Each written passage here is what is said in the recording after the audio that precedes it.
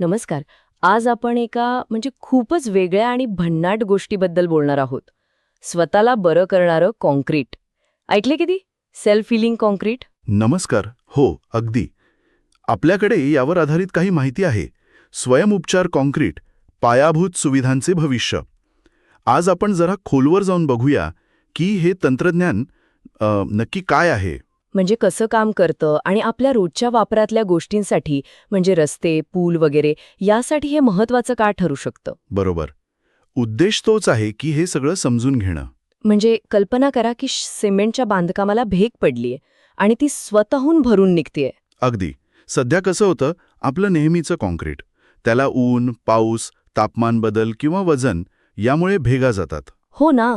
आणि मग त्या भेगांमधून पाणी आत जातं, लोखंड गंजतं आणि मग दुरुस्तीचा व्याप आणि खर्च वाढतो. करेक्ट. याच समस्येवर एक काय म्हणतात त्याला उपाय म्हणून हे स्वयंउपचार काँक्रीट समोर आलंय. हे काँक्रीटला स्वतःची मलमपट्टी करण्याची क्षमता देत असं म्हणायला हरकत नाही. अरे वा. पण हे काही जादू नाहीये नक्कीच. यामागे विज्ञान असणार. कसं होतं हे नक्की? काही वेगवेगळ्या पद्धती आहेत का याच्या? नक्कीच विज्ञान आहे. मुख्यत्वे 2 प्रकारच्या पद्धती सध्या वापरल्या जातात. पहिली आहे जैविक पद्धत. जैविक यात काय करतात की काँक्रीटमध्येच काही विशिष्ट प्रकारचे सूक्ष्म जंतू बॅक्टेरिया मिसळतात. बॅसिलस प्रजातीचे असतात बहुतेकदा. कॉन्क्रीटमध्ये बॅक्टेरिया? कमाल आहे. हो, आणि त्यांच्यासाठी लागणारं अन्न समजा कॅल्शियम लॅक्टेट सारखा एखादा पदार्थ, हे सगळे एका छोट्याशा संरक्षक कवचात बंद करून काँक्रीटमध्ये मिसळतात. ओके. ते निष्क्रिय अवस्थेत असतात सुरुवातीला. अगदी. मग जेव्हा काँक्रीटला भेग पडते आणि पाणी आत शिरतं तेव्हा ते कवच फुटतं. अच्छा. आणि मग हे झोपलेले बॅक्टेरिया जागे होतात. ते काच शिरलेलं पाणी आणि ते कॅल्शियम लॅक्टेट वापरून कॅल्शियम कार्बोनेट तयार करतात. कॅल्शियम कार्बोनेट चुनखडी? बरोबर. ही चुनखडी त्या भेगेत हळूहळू जमा होते आणि भेग आपोआप भरून येते. नेदरलँड्समध्ये हेंक योंकर्स म्हणून आहेत. त्यांचे या बायोकॉन्क्रीटवरचं काम खूप गाजलंय. हे तर खूपच व्यंजक आहे. नैसर्गिक प्रक्रियेचा वापर करून दुरुस्ती. आणि दुसरी पद्धत काय आहे? ती वेगळी आहे का? दुसरी पद्धत रासायनिक किंवा खनिज आधारित आहे. यात बॅक्टेरियाऐवजी कृत्रिम रसायनं वापरतात. पॉलिमर्स किंवा फ्लाय ॲश किंवा काही क्रिस्टलाइन ॲडमिक्स्चर्स.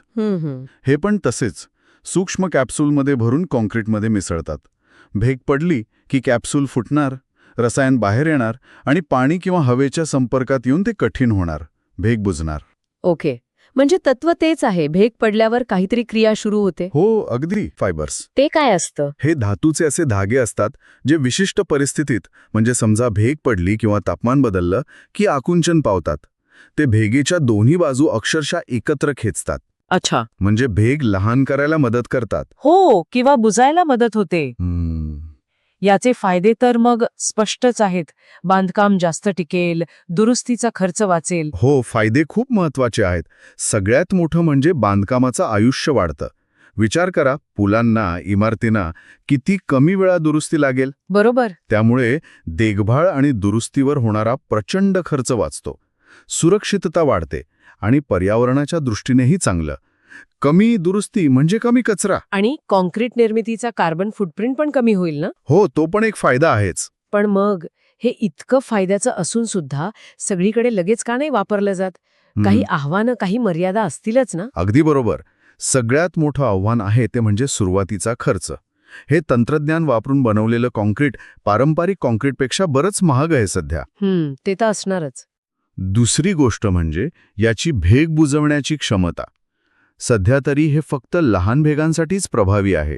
साधारणपणे अर्धा ते 1 मिलीमीटर रुंदीच्या भेगा. अच्छा. मोठ्या भेगांसाठी हे चालणार नाही? सध्या तरी नाही. त्यासाठी नेहमीच्याच पद्धती वापराव्या लागतात.